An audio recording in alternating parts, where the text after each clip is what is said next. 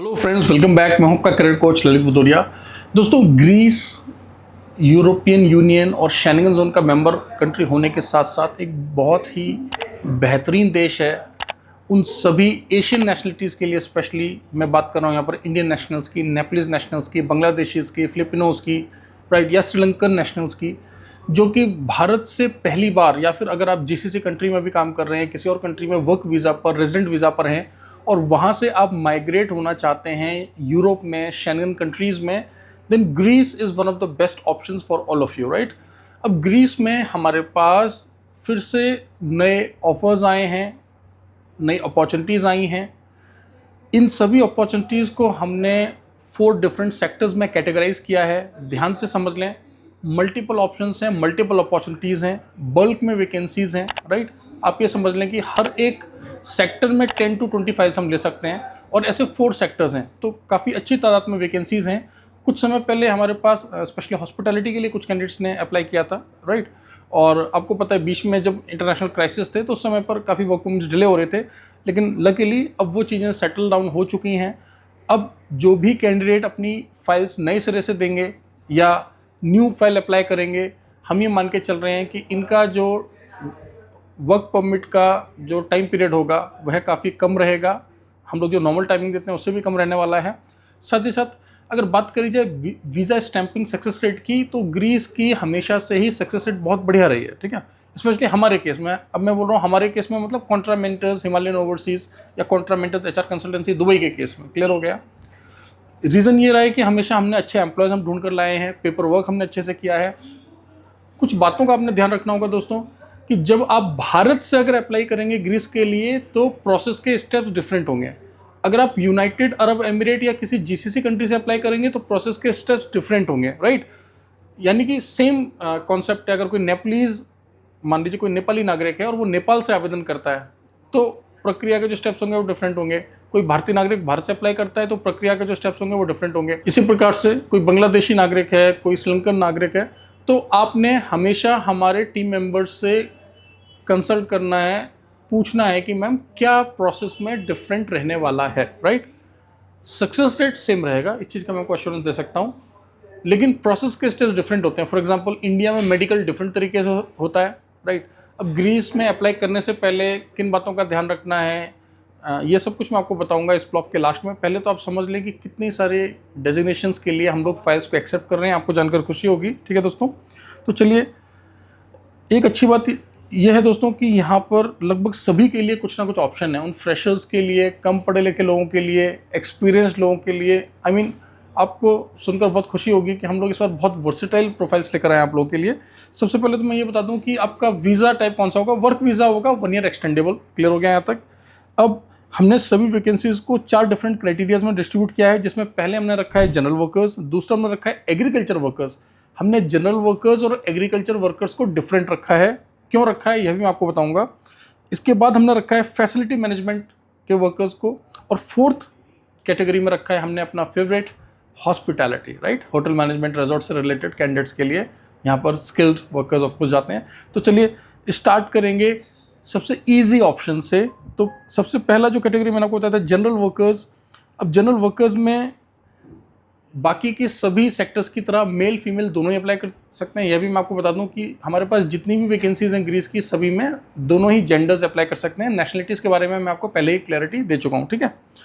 अब जब मैं बात कर रहा हूं जनरल वर्कर्स की, तो किन कामों में ये लोग जा सकते हैं दोस्तों। कंस्ट्रक्शन में, क्लीनिंग में, loading unloading, packing, warehouses और मैन्युफैक्चरिंग, इन सबको हमने डाला है जनरल वर्कर्स में, ठीक है।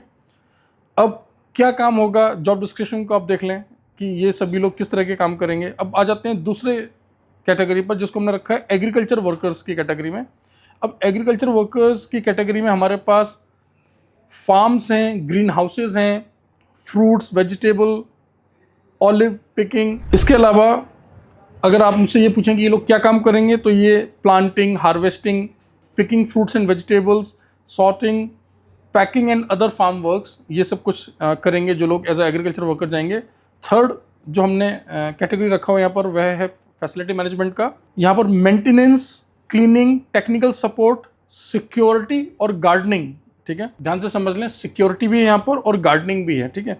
तो building maintenance, cleaning, repairs, technical support, gardening and facility. देखिए फैसिलिटी मैनेजमेंट आपने देखा है, बड़ी बड़ी बिल्डिंग्स जो होती हैं, रेजिडेंशियल कमर्शियल बिल्डिंग्स होती हैं, तो उसमें फैसिलिटी मैनेजमेंट में किस किस तरह की, अब आप एक आइडिया ले लीजिए, कोई बहुत बड़ी कमर्शियल बिल्डिंग है, या दूसरा एग्जांपल ले लेते हैं, कोई बहुत बड़ा एक रेजिडेंशियल एरिया है, कोई एक एलिट सोसाइटी है जहाँ पर बहुत अच्छे विलास बने हैं, फ्लैट्स बने हैं, आपने देखा ना दुबई में जैसे होता है, या भारत में भी गुड़गांव में, बहुत सारे मेट्रो सिटीज़ में ऐसा होता है। तो वहाँ पर मेंटेनेंस के लिए किस तरह के लोग चाहिए होंगे, वहाँ पे इलेक्ट्रिशियन चाहिए होगा, प्लम्बर चाहिए होगा, कारपेंटर चाहिए होगा, क्लियर हो गया, सिक्योरिटी गार्ड चाहिए होंगे, और क्या चाहिए होगा, इसके अलावा गार्डनर्स चाहिए होंगे। तो इस तरह से आपको समझना है कि किस तरीके से लोग जो है मेंटेनेंस डिपार्टमेंट के लिए चाहिए होते हैं, ठीक है। And last but not the least, हमें हॉस्पिटैलिटी यानी कि होटल से संबंधित लोग चाहिए होंगे, होटल्स के लिए, रिजॉर्ट्स के लिए, रेस्टोरेंट्स के लिए, कैफ़ेज़ के लिए। अब आप बोलेंगे सर ये लोग तो चाहिए, लेकिन क्या क्या काम के लिए चाहिए? Housekeeping, F&B, production, front office, ठीक है, room attendants, kitchen helpers, waiters, cleaners, reception support and other hotel duties. अब जब आप वर्किंग आवर्स में हमें कॉल करेंगे तो हम आपको बताएंगे। अब क्या रहना प्रोवाइडेड है? Yes, accommodation is being provided. Food के लिए employer to employer facility differ करेंगी। कुछ एम्प्लॉयर आपको फ्री का खाना देंगे, कुछ एम्प्लॉयर आपको किचन और राशन देंगे, कुछ एम्प्लॉयर आपको क्या देंगे, टिकट्स देंगे, वाउचर्स देंगे, जिनसे आप फूड को परचेज कर सकते हैं। तो अलग अलग, क्योंकि देखिए अब जो फार्म में काम कर रहा है वो डिफरेंट जगह पर कर रहा है, जो होटल में कर रहा है वो डिफरेंट लोकेशन पे कर रहा है, जो प्रोडक्शन में कर रहा है वो डिफरेंट जगह पर कर रहा है।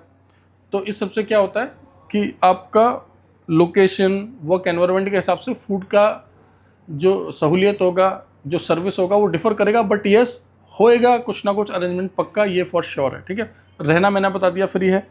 Transportation, medical, insurance. ट्रांसपोर्टेशन से मेरा मतलब क्या है, जहाँ आप रहेंगे और जहाँ आप काम करेंगे, इन दोनों जगहों के बीच में यातायात का आपके लिए कुछ ना कुछ अरेंजमेंट रहेगा, ट्रांसपोर्टेशन का अरेंजमेंट रहेगा। क्लियर हो गया? अब कुछ और बातें जो आपको समझनी है ग्रीस में अप्लाई करने से पहले। देखिए ग्रीस की बहुत सारी विशेषताएं हैं जो मैंने आपको पहले बता दी, ठीक है, लेकिन कुछ बातों का ध्यान रखना है जब आप ग्रीस में आवेदन करें। नंबर 1, सिंगल नेम है जिनके पासपोर्ट्स में, वो हमारे टीम से पहले कंफर्म कर लें।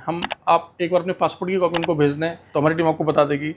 नंबर 2, मेडिकल्स को लेकर यूरोप में से बहुत कम देश हैं जिनका खुद का मेडिकल का बहुत ही स्ट्रिक्ट क्राइटेरिया है, जिनमें से ग्रीस एक ऐसा देश है, ठीक है।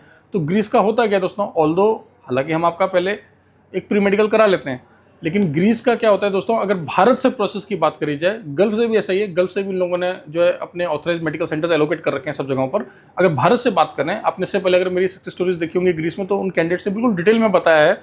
अब देख लीजिएगा, मैं शॉर्ट में आपको बताता हूँ कि भारत में क्या होता है, आपका वर्क परमिट आ गया, आप वीएफएस में गए, जब वीएफएस में आप जाएंगे तो वहाँ से वो आपको एक मेडिकल स्लिप देंगे, उस मेडिकल स्लिप को लेकर आप जाते हैं इनके ऑथराइज मेडिकल सेंटर पर, और वहाँ पर आपका मेडिकल के टेस्ट सैंपल्स लिए जाते हैं, उसकी रिपोर्ट सीधे ग्रीक अथॉरिटीज़ को दी जाती है, आपको बाद में पता पड़ता है। क्लियर हो गया? अगर आपका मेडिकल सही रहेगा तो फिर आपको एम्बेसी में इंटरव्यू के लिए ईमेल और कॉल से बुलाया जाएगा। क्लियर हो गया?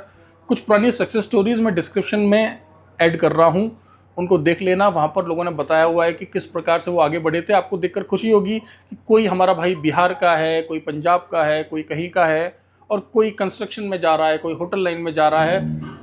बताने का मकसद सिर्फ इतना ही है कि हमने इससे पहले भी ग्रीस में लोगों को मेंटोर किया है और आगे भी करते रहेंगे दोस्तों, ठीक है।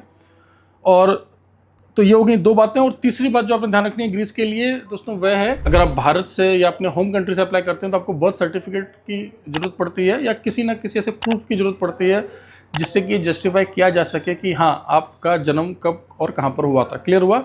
इसके अलावा क्या पीसीसी चाहिए होती है? ऑफकोर्स चाहिए होती है, ठीक है, क्योंकि बहुत ही कम ऐसे कंट्री हैं शेंगन में जहाँ पर बिना पीसीसी के आपका कंप्लीट वीज़ा स्टैंप हो जाता है। फॉर एग्जांपल माल्टा, राइट, माल्टा में बिना पीसीसी के आपका वर्क परमिट भी आ जाता है, सबमिशन भी हो जाता है वीज़ा में, स्टैंपिंग भी हो जाती है और अप्लाई भी कर जाते हो, ठीक है। बट ग्रीस में आपको पीसीसी भी चाहिए होगी।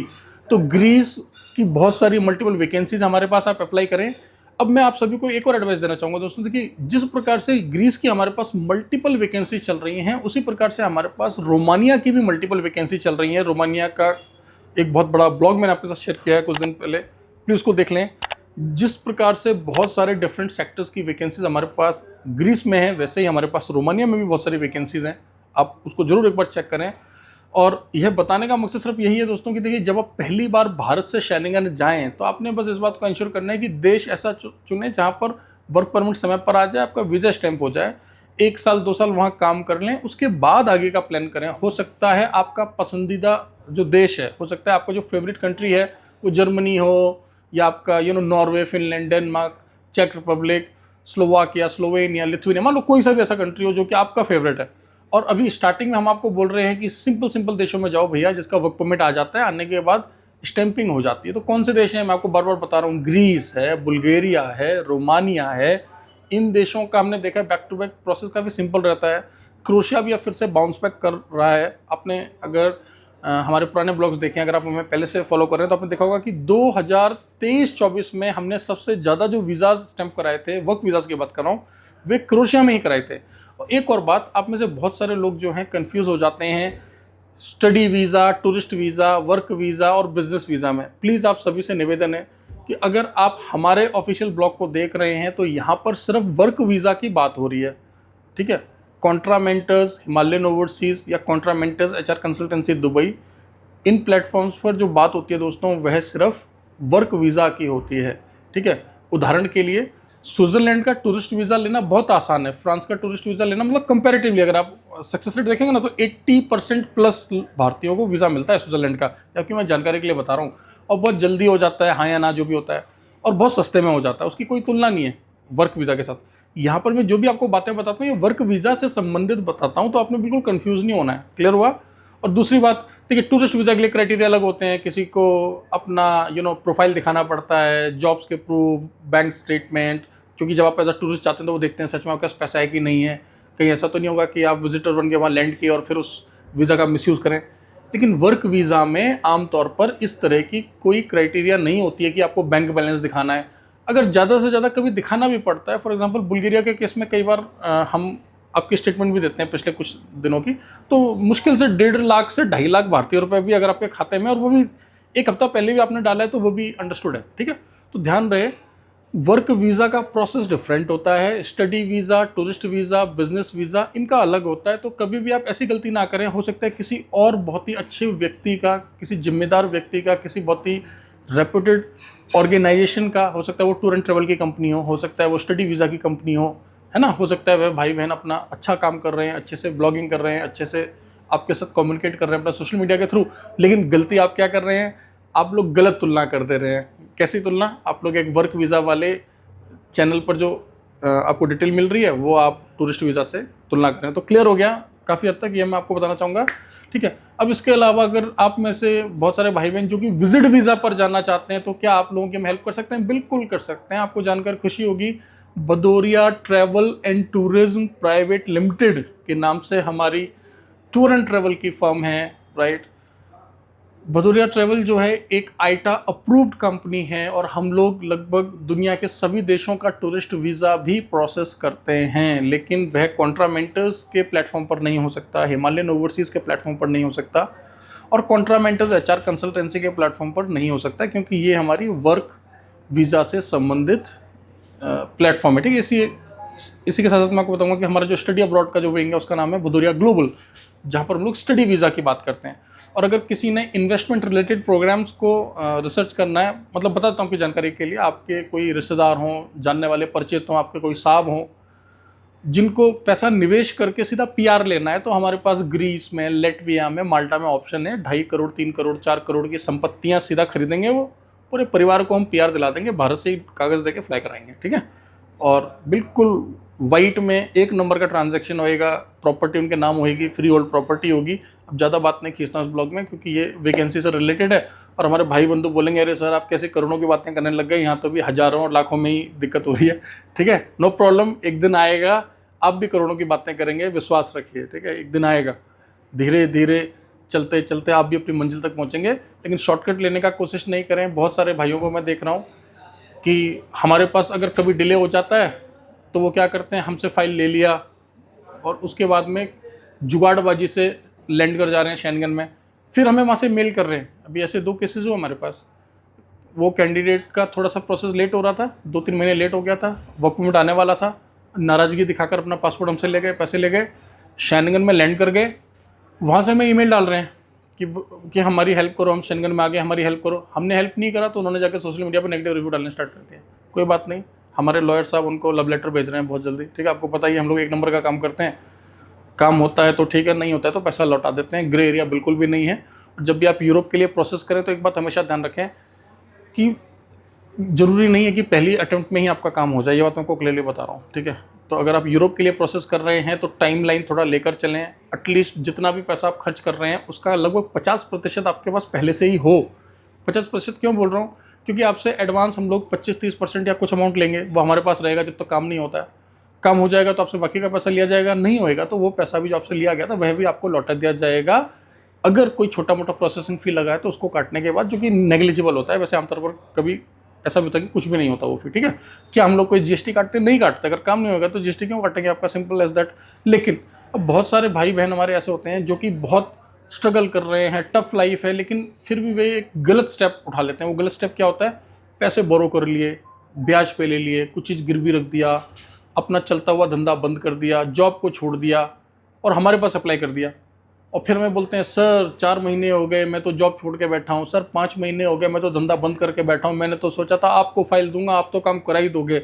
बिल्कुल हमारी इच्छा थी, इच्छा है, पहली बार में कराते हैं, लेकिन आपको समझना है वो यूरोप के देश जो कि टूरिस्ट वीज़ा नहीं देते हैं हमारे को आसानी से, आपको समझना है कि आप देखिए हेनली रैंकिंग में हमारे पासपोर्ट की रैंकिंग क्या है।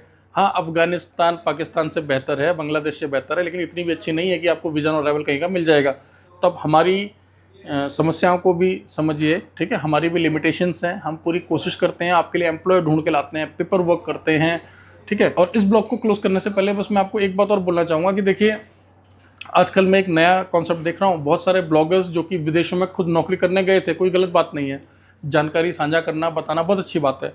धीरे धीरे वो लोग जो है पहले एजेंट्स बन जाते हैं। कोई बात नहीं, हर किसी को देखिए अधिकार है अपना व्यापार शुरू करने का, लेकिन गलती वो कब करते हैं? जब वो भारत में विदेश मंत्रालय से लाइसेंस्ड एजेंट्स को भला बुरा कहने लग जाते हैं और इस तरह की बातें करते हैं कि नहीं भारत में तो मैंने ऑफिस नहीं खोलूंगा, भारत में ऑफिस खोल के फ़ायदा नहीं है, मैं भारत में ईज़ ऑफ बिजनेस नहीं है, फलाना ढिमकाना। ये सब दकियानूसी और बेकार बातें हैं। हमें खुशी है अगर हमारा कोई भी भारतीय भाई विदेश में रह के काम कर रहा है, ऑफिस खोले। मैं तो चाहता हूँ, बहुत बड़ा देश है हमारा, भारतीयों को रोजगार दिलाइए। और पहले से यहाँ पे 1800 से ज़्यादा लाइसेंस्ड एजेंसीज़ हैं, हम उन सब का सम्मान करते हैं, ठीक है। लेकिन कोई भी व्यक्ति यह अधिकार नहीं रखता कि क्योंकि वह खुद इनकैपेबल है भारत में लाइसेंस लेके काम करने से, और वो बड़ी बड़ी बातें मारे, और यहाँ पे जो लोग काम कर रहे हैं उनकी जो है ना मतलब जड़ें काटने का प्रयास करे, ऐसे लोगों को गुमराह करने का कोशिश करे। एक बात आप ध्यान से समझ लो, मैं सभी व्यूअर्स को बता रहा हूँ, अगर कोई भी व्यक्ति अपने विदेश भेजने के काम को लेकर सीरियस है तो सबसे पहले तो वो भारत में एक रजिस्टर्ड ऑफिस जरूर खोलेगा। क्यों? क्योंकि पेमेंट आप यहाँ से कर रहे हो, पीसीसी आप यहाँ कर रहे हो, सबमिशन आपका भारत में हो रहा। तो इस बात का क्या लॉजिक है कि व्यक्ति होएगा वो यूरोप में, ऑफिस खोलेगा मान लो गल्फ में कहीं, और वो ऑफिस भी कैसा होएगा? वो ऑफिस भी होता है, अगर आप देखेंगे तो कई बार कई केसेस में आप देखना, अगर गल्फ में इनका ऑफिस होएगा भी तो कैसा होएगा? गल्फ में इनका ऑफिस होगा फ्री जोन। आप देखना FZ लिखा रहेगा उसका। फ्री जोन का मतलब क्या है? देखिए बहुत सारी भारतीय कंपनियां हैं, जैसे हमारी है कॉन्ट्रामेंटस, बहुत सारी कंपनियां आप देखना दिल्ली मुंबई की बड़ी बड़ी एस्टेब्लिश्ड कंपनी है विदेश मंत्रालय से लाइसेंस्ड, उनके ऑफिस जो गल्फ में है वो बेसिकली ब्रांच ऑफिसेज हैं, क्योंकि उनका बिजनेस इतना बढ़ गया, व्यापार बढ़ गया। उनका एक दिल्ली में ऑफिस है, मुंबई में है, कोलकाता में, जगह जगह ब्रांच ऑफिस हैं, और उसी हिसाब से उन्होंने एक ब्रांच या एक अपनी नई फर्म रजिस्टर करा ली गल्फ में। लेकिन उनकी अधिकतर मेनलैंड फर्म आप देखेंगे, ठीक है, वहाँ से वो भारतीयों की फाइल गल्फ से ही उठा के वीज़ा प्रोसेस करते हैं। लेकिन जो ये बहरूपिया टाइप जो नए एजेंट्स आ गए हैं, जो कि भारत के रजिस्टर्ड एजेंट पे प्रश्न चिन्ह उठा रहे हैं, ये कैसी बातें करते हैं? ये रह रहे हैं यूरोप में, भारत में इनकी कोई जड़ नहीं है, इनको फाइलें चाहिए भारत से, लेकिन भारत में ऑफिस नहीं खोलेंगे। क्यों? क्योंकि भारत सरकार की सख्ती है, भारत सरकार विदेश मंत्रालय बहुत सख्त है विदेश भेजने के काम को लेकर। जीएसटी भरना पड़ेगा, भारत सरकार को बताना पड़ेगा कहाँ भेजा, कौन से कागजों पे भेजा। एक भी लड़का फंस गया तो भारत सरकार बुला के वहाँ पे खड़ा कर लेती है, हाँ भाई कैसे फंस गया, ये क्या दिक्कत हुई थी, आप बात को समझ गए? तो प्लीज़ इन बातों से बचें। सबसे पहले आपने अपने राज्य, अपने देश में जो रजिस्टर्ड एजेंसीज़ हैं, मैं आपको बिल्कुल ये नहीं बोल रहा हूँ कि हमसे अच्छी एजेंसी नहीं है। भारत में अगर 1800 लाइसेंस होल्डर एजेंट है तो वो सबके सब काबिल हैं, वे सबके सब काबिल हैं आपको वर्क वीज़ा देने के। हो सकता है उनमें से कोई गल्फ़ का काम ज़्यादा करते हो, यूरोप का काम करते हो, लेकिन प्लीज़ आप एक ब्लॉगर में और विदेश मंत्रालय से लाइसेंस्ड एजेंसीज़ में अंतर करना सीखें। ठीक है, इस बात को आप समझें। किसी ब्लॉगर को आप फॉलो कर रहे हैं, इन्फॉर्मेटिव वीडियोस बना रहे हैं, ठीक है, लेकिन जिस प्रकार से हम उनको नीचा नहीं दिखाते, उनको भी इस बात को इंश्योर करना है। अदरवाइज एक दो बार गाइडेंस, एक बार एडवाइस दिया जा सकता है, अगली बार लीगल एक्शंस लिए जाएंगे। ठीक है, thank you very much, all the best.